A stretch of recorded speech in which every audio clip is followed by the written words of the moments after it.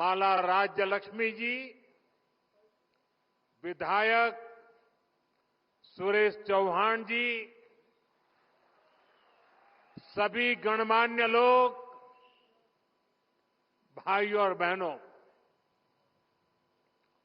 सबसे पहले मैं माणा गांव में कुछ दिन पहले जो हादसा हुआ है उस पर अपना दुख व्यक्त करता हूं। मैं हादसे में जान गंवाने वाले साथियों के परिवारों के प्रति अपनी संवेदना प्रकट करता हूं।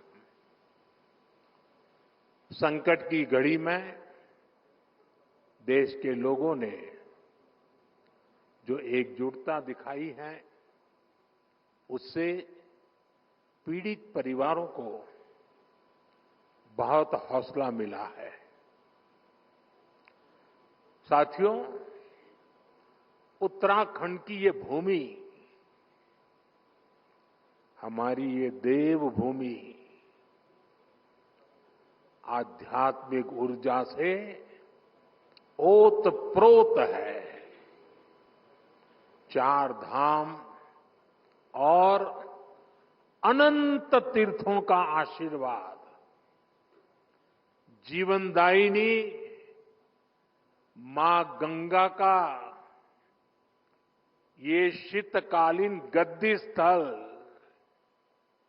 आज एक बार फिर यहां आकर आप सब अपने परिवारजनों से मिलकर मैं धन्य हो गया हूं।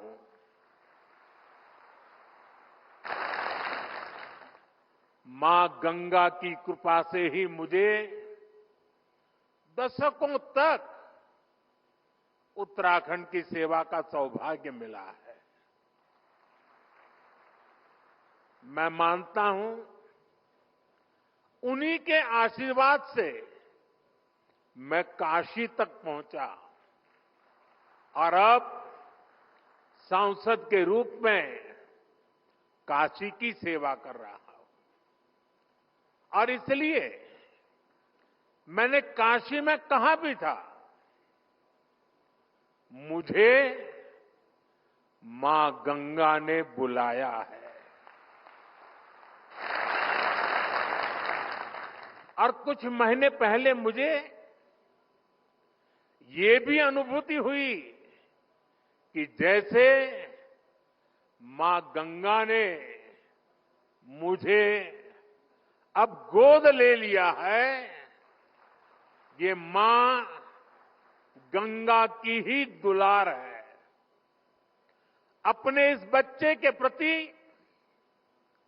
उनका स्नेह है कि आज मैं उनके मायके मुखवा गांव आया हूं।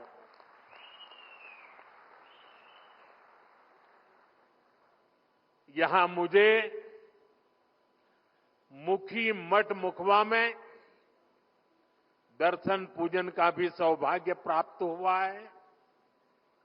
साथियों, आज हर्षिल की इस धरती पर आया हूं तो मैं अपनी दीदी भूलियों के स्नेह को भी याद कर रहा हूं।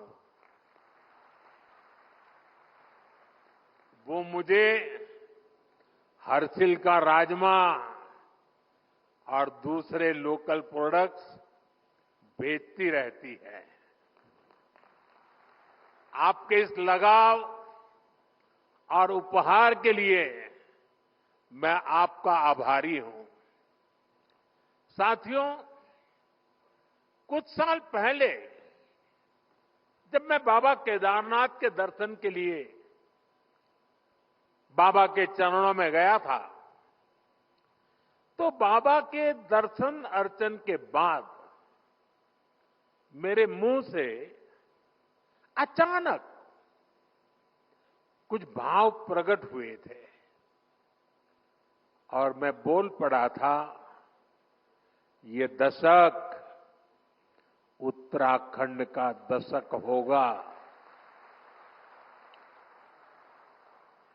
वो शब्द मेरे थे, भाव मेरे थे, लेकिन उनके पीछे सामर्थ्य देने की शक्ति स्वयं बाबा केदारनाथ ने दी थी।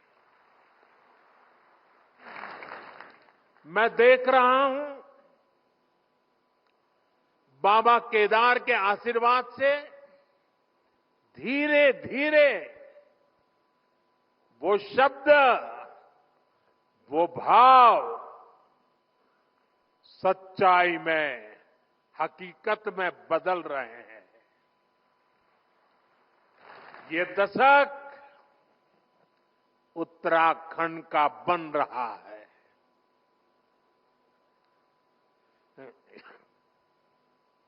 यहां उत्तराखंड की प्रगति के लिए नए नए रास्ते खुल रहे हैं। जिन आकांक्षाओं को लेकर उत्तराखंड का जन्म हुआ था, उत्तराखंड के विकास के लिए जो संकल्प हमने लिए थे, नीत नई सफलताओं और नए लक्ष्यों की ओर बढ़ते हुए वो संकल्प आज पूरे हो रहे हैं। इसी दिशा में शीतकालीन पर्यटन एक और बड़ा महत्वपूर्ण बड़ा कदम है। इसके माध्यम से उत्तराखंड के आर्थिक सामर्थ्य को साकार करने में बहुत बड़ी मदद मिलेगी। मैं इस अभिनव प्रयास के लिए धामी जी को, उत्तराखंड सरकार को बहुत बहुत बधाई देता हूं और उत्तराखंड की प्रगति के लिए कामना करता हूं। साथियों, अपने टूरिज्म सेक्टर को डायवर्सिफाई करना, 12 मासी बनाना, 365 दिन,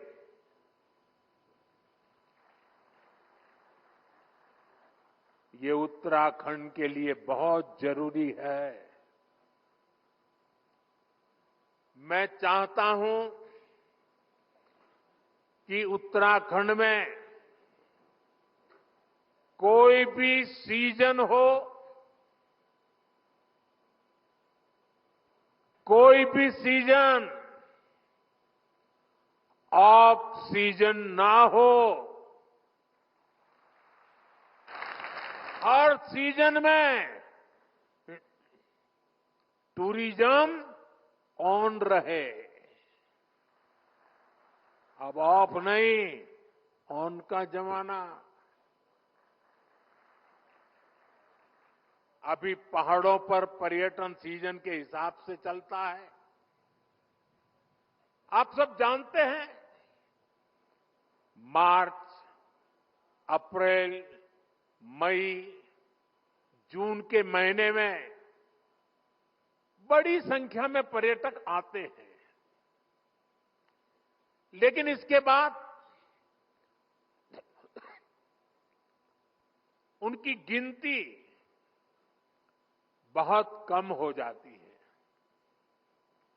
सर्दियों में अधिकतर होटल्स, रिसोर्ट्स और होम स्टे खाली पड़े रहते हैं।